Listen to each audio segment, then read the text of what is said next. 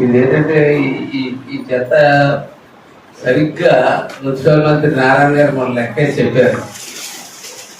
మన government take up చేసేసరికి 85 లక్షల టన్నుల చెత్త రోడ్డు పక్కన అటు ఇటు చెప్పినట్టు కాలువ పక్కన రోడ్డు పక్కన అక్కడ ఎక్కడో ఆంధ్రప్రదేశ్లో అంత చెత్త మాకు వారసత్వంలో వచ్చింది. మా ముందు గవర్నమెంట్ నుంచి మాకు వారసత్వంలో.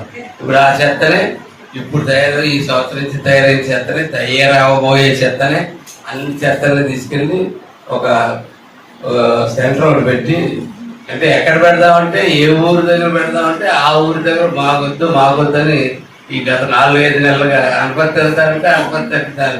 కాకినాడలో బీచ్ దగ్గర అక్కడ స్టార్ట్ చేస్తే అక్కడ వాళ్ళు ఆనుకోలేదు. అట్లాగే ఇప్పుడు 2 ప్లేసులు మారాయండి. 3వ ప్లేస్ ఏంటంటే ఇప్పుడు రాజమండ్రి టు రాజానగరం ఉంది కదా, మన పెద్దాపురం నుంచి రాజానగరం దారిలో ల్యాండ్ ఏదో ప్రొక్యూర్ చేస్తారంటే ప్రొక్యూర్ చేసి అక్కడికి పెట్టి, అలాగే ఎక్కడికక్కడ 2 సిటీలు కానీ టౌన్లకు కానీ ఎక్కడికక్కడ అలా చేసుకుంటూ వెళ్ళడానికి ఒక నిర్ణయం తీసుకున్నారు.